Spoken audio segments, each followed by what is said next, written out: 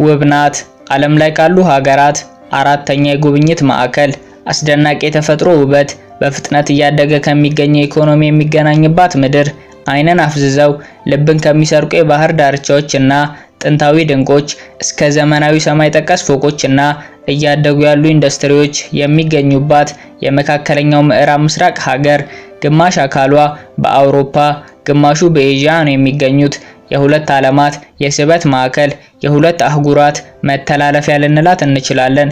የምስራቁም ሆነ የምዕራቡ ዓለም ስልጣኔዎች በየተራ በሮቿን አቋርጠዋል። በዚህ ምክንያት በሁለት ዓለሞች መካከል የቆመ አዲስ ማንነት ፈጥራለች።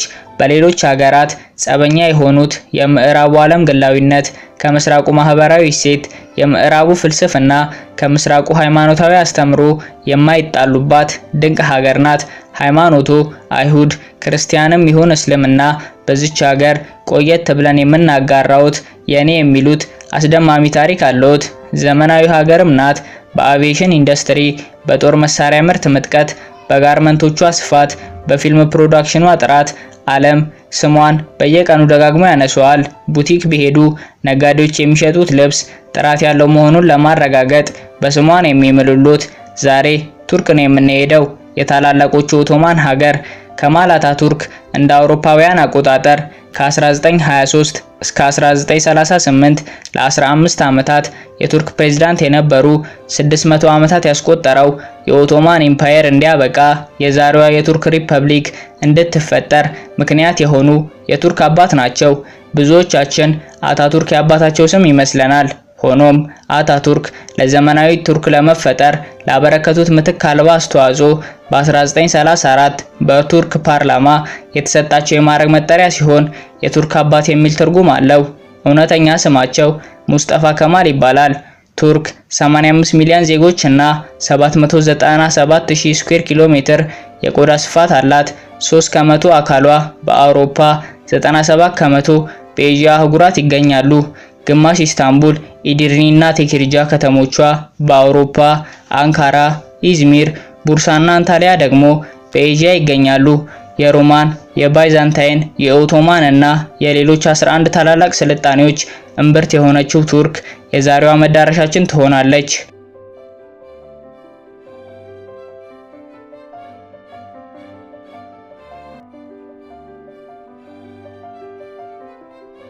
አንካራ የ4000 ዓመታት ታሪክ ያላት በሮማን፣ በባይዛንታይን እና በኦቶማን መንግስት ታሪክ ውስጥ ቁልፍ ሚና የነበራት ከተማ ናት። ከትላልቅ የቱርክ ከተሞች መካከል በአንጻራዊነት ቀዝቀዝ በሚለው የአየር ንብረቷና በኪነ ህንፃ ጥበቧ ተለይታ ትታወቃለች። ከ1923 ዓ.ም ጀምሮ ላለፉት 100 ዓመታት የቱርክ ዋና ከተማ ሆና በማገልገል ላይ ትገኛለች። የሀገሪቱ ቁጥር 1 ዩኒቨርሲቲ የሆነው ሚድልስ ቴክኒካል ዩኒቨርሲቲን ጨምሮ የዝነኞቹ የአንካራና የኢጂቴፔ ዩኒቨርሲቲዎች መገኛ ስትሆን የነዋሪዎቿ ቁጥር 5.8 ሚሊዮን ይገመታል። ይህም በህዝብ ብዛት የቱርክ ሁለተኛዋ ትልቋ ከተማ ያደርጋታል።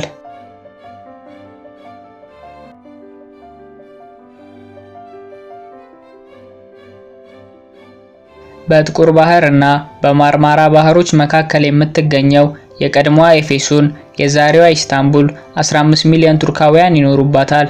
በነዋሪ ብዛትም ሆነ በኢኮኖሚ ትልቀት ከቱርክ ከተሞች የሚፎካከራት የለም።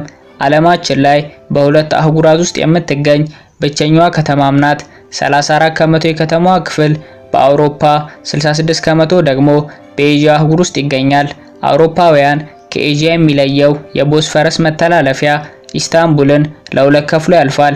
በአውሮፓና በኤዥያ የሚገኙት ሁለቱ የከተማዋ ክፍሎች የምድራችን ረዥሙ ተንጠልጣይ ድልድይ በሆነው በቦስፈረስ ድልድይ ይገናኛሉ። የኢስታንቡል ውበት ገጽታዎቿን መመልከት በምዕራቡና በምስራቁ መካከል ሆነው የሁለት አህጉራት አየር መተንፈስ ከፈለጉ በቦስፈረስ መተላለፊያ ላይ የጀልባ ጉዞ ያድርጉ። ስፍራው የዓለማችን ውድ ሆቴሎች የሚገኙበት፣ ሀብታሞች ቅንጡ ጀልባቸውን የሚያቆሙበት የኢስታንቡል ተመራጩ አካባቢ ነው።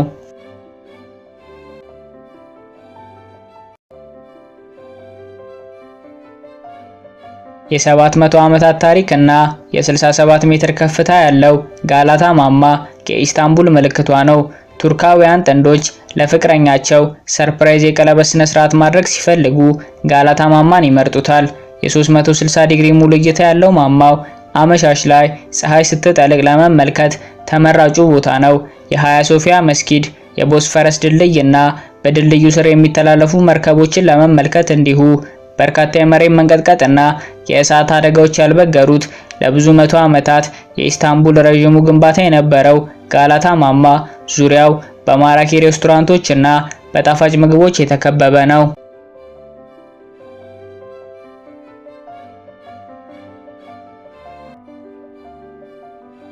ይሄ የኢስታንቡል ታላቁ ገበያ ወይም ዘግራንድ ባዛር ይሰኛል።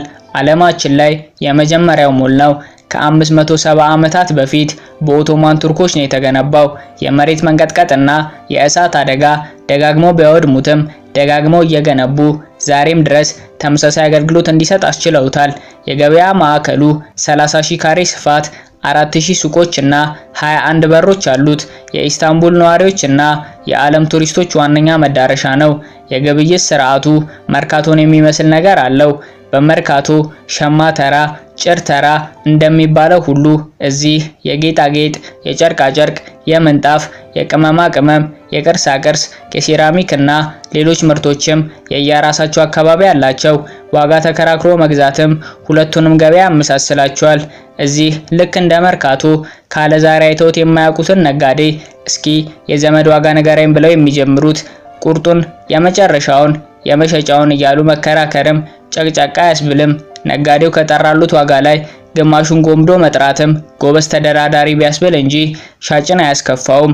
ወደ ገበያ ሲሄዱ የመጀመሪያ ጊዜዎት ከሆነ ግርግሩ ብዙ፣ አዳራሹ ሰፊ ነውና መውጫ ሊጠፋዎት ይችላል። ብዙ ላለመደናገር ማልደው ገብተው ግርግሩ ሳይበዛ ቢወጡ ይመከራል። ዋጋ ሲከራከሩ ውለው ድካም ቢሰማዎት ካፌና ሬስቶራንት ፍለጋ አይንከራተቱም። ብርታትን ከሚጨምረው የቱርክ ሻይ ፉት የሚሉባቸው ጣፋጭ ምግቦችን የሚቀምሱባቸው በርከት ያሉ ካፌና ሬስቶራንቶች በዛው በአዳራሽ ውስጥ ይገኛሉ።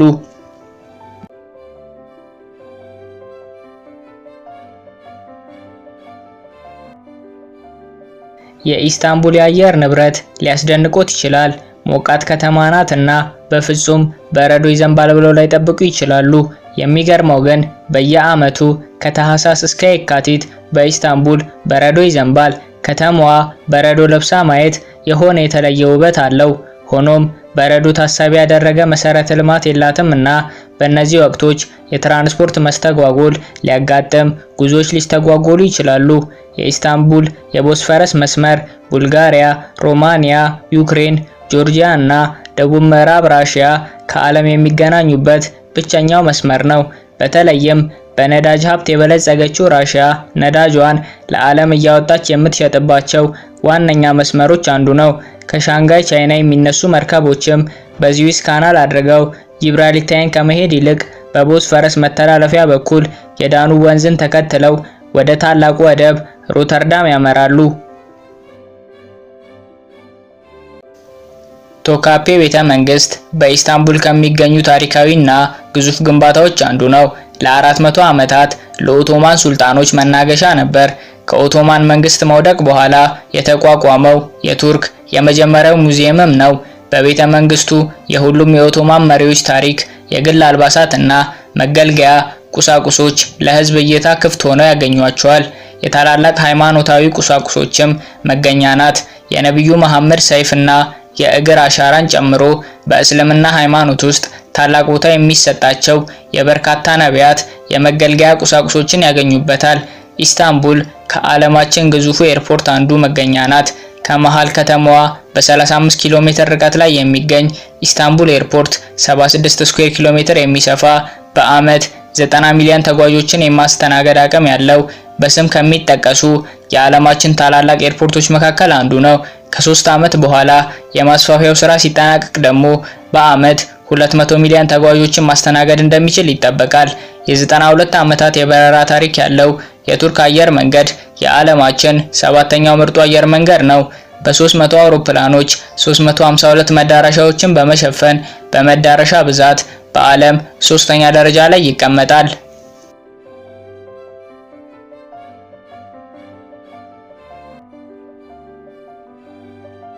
ቱርክ በኢንዱስትሪው ዘርፍ ከዓለም ታላላቅ ሀገራት ጋር ትከሻን መለካካት ከጀመረች ሰነባበተች።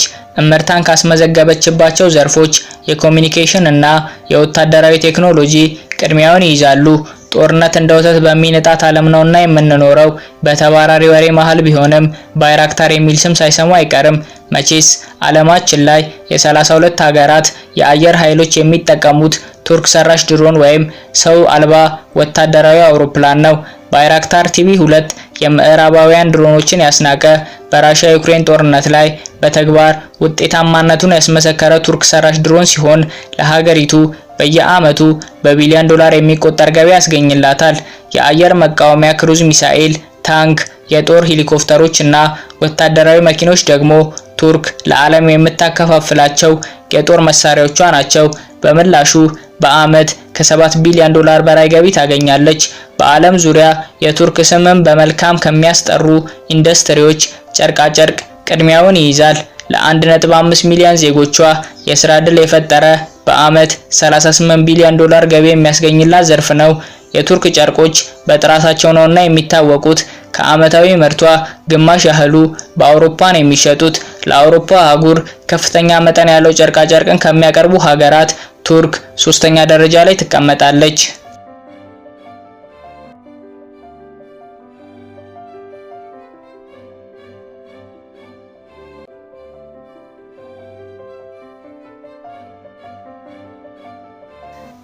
በአንድ ወቅት የቱርክ ተዋናዮች ሰላም ውለው ማደራቸው አዲስ አበባን ያስጨንቅ ይዞ ነበር።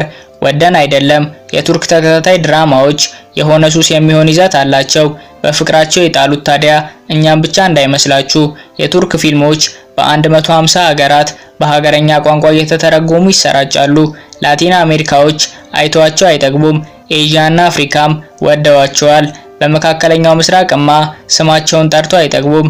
ቱርክ ይሏት ሀገር ህዝባችንን በድራማዋ እያፈዘዘች ባህላችንን ልትበርዝብን ነው ያሉ የመካከለኛው ምስራቅ እና የሰሜን አፍሪካ ሀገራት በአንድ ወቅት የቱርክ ፊልሞች በሀገራቸው እንዳይታዩ እስከ ማገድ ደርሰው ነበር። ቱርክ የሲኒማውን ዓለም በመተዋወቅ ከዓለማችን ቀደምት ሀገራት አንዷ ናት። እንደ አውሮፓውያን አቆጣጠር ከ1898 ጀምሮ ሲኒማን ታውቃለች። 1940ዎቹና 50ዎቹ የቱርክ ፊልም ወርቃማ ዓመታት፣ 1990ዎቹ የውድቀት፣ የፈረንጆቹ ሚሊኒየም ደግሞ የዳግም መነሳት ሊባል ይችላል። ቱርክ ፊልምንና ተከታታይ የቴሌቪዥን ድራማዎችን ኤክስፖርት እያደረገች በየዓመቱ በቢሊዮን ዶላር የሚቆጠር ገቢ ታገኛለች። የቴሌቪዥን ተከታታይ ድራማ ኤክስፖርት በማድረግ ከአሜሪካ ቀጥላ ሁለተኛዋ፣ ፊልም በማምረት ደግሞ ከምርጥ 10 የዓለማችን ሀገራት መካከል አንዷ ናት።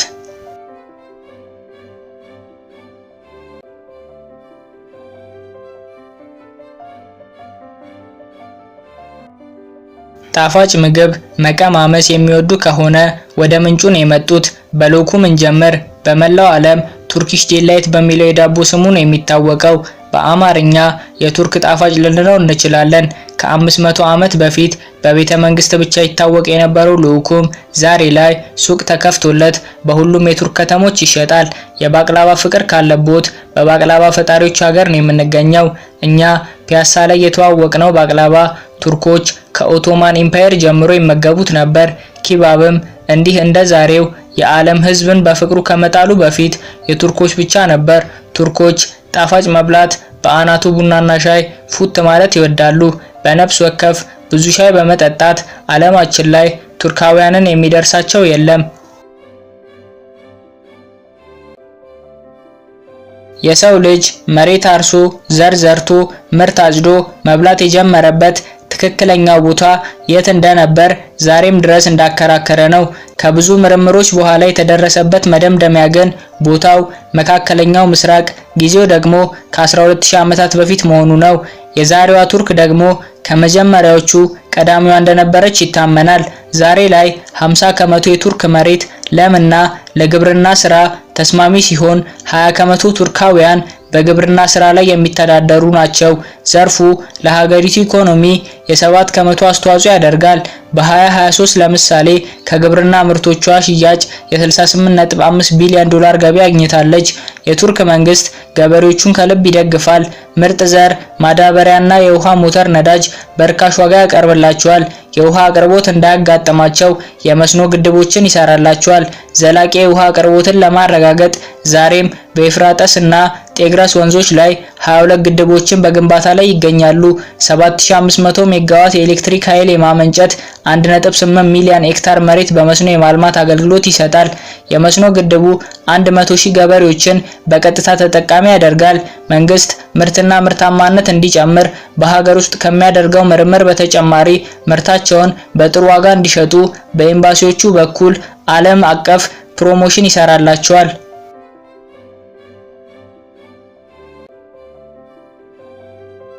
ታላቁ የሃያ ሶፊያ መስጊድ በክርስትናና በእስልምና ሃይማኖት ውስጥ በታሪክ የሚጠቀስ እድሜ ባላደበዘዘው ማራኪ ውበትና በርካታ ርዕደ መሬቶች መቋቋም በቻለ አስደናቂ ጥንካሬው በመላው ዓለም ገናና የሆነ መስጊድ ነው። 55 ሜትር ከፍታ ላይ ርቆ የሚታየው የመስጊዱ ጣሪያ መሃሉ በወርቅ ዙሪያው በወርቅ ቅብ የተሽቆጠቆጠ ነው።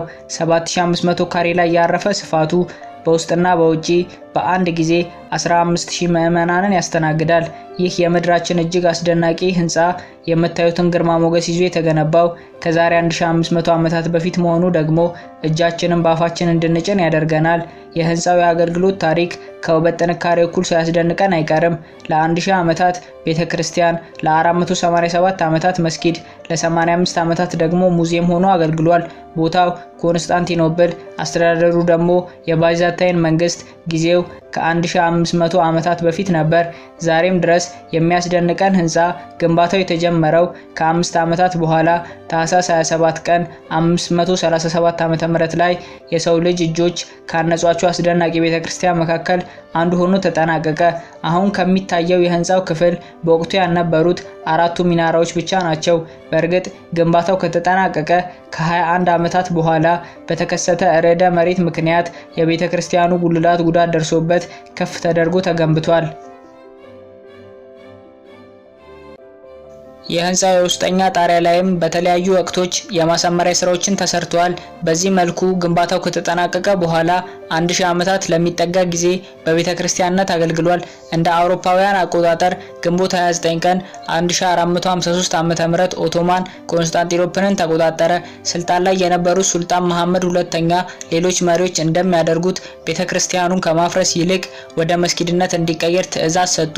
የምትመለከቷቸው 4ቱ ሚናራዎችም የተገነቡት ከዚህ በኋላ ነበር። በጣሪያው የውስጠኛ ክፍል የነበሩ የክርስቲያን እምነትን የሚያንጸባርቁ የቅዱሳን ምስሎች በቅዱስ ቁርአን አስተምሮት እንዲሸፈኑ ተደረገ። 482 ዓመታት ተቆጠሩ። እንደ አውሮፓውያን አቆጣጠር 1935 ዓመተ ምህረት የዘመናዊ ቱርክ አባት የሆኑት ሙስጠፋ ከማል አታቱርክ ሃያ ሶፊያ ከመስጊድነት ወደ ሙዚየምነት እንዲቀየር ትዕዛዝ አስተላለፉ። ሌላ 85 ዓመታት አለፉ። እንደ አውሮፓውያን አቆጣጠር በ2020 የዛሬቱ ቱርክ ፕሬዝዳንት ረሲፕ ጣይብ ኤርዶጋን ሃያ ሶፊያ ወደ መስጊድነት እንዲቀየር ትዕዛዝ ሰጡ። መሪዎች በተቀያየሩ ቁጥር አገልግሎት የሚቀያየረው ሃያ ሶፊያ ከ2020 ጀምሮ በመስጊድነት በማገልገል ላይ ይገኛል።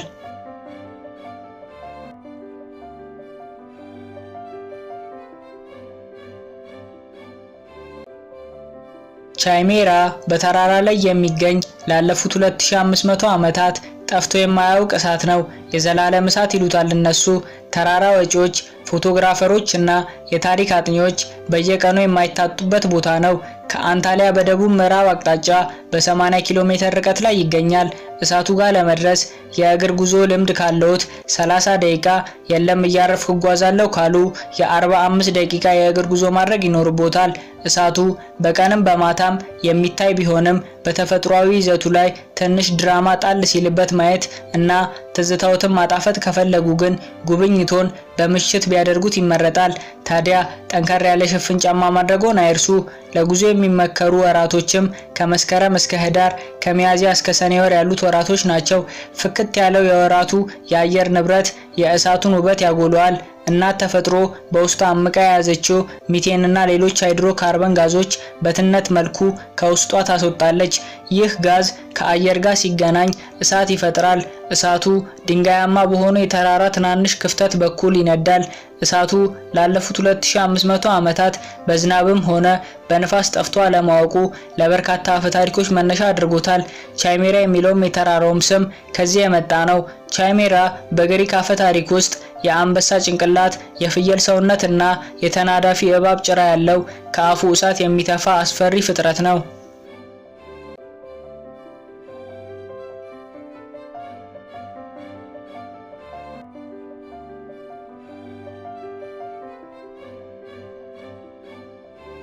የዛሬው ጉዟችንን በዚሁ እናብቃ። አብራችሁኝ ስለቆያችሁ አመሰግናለሁ።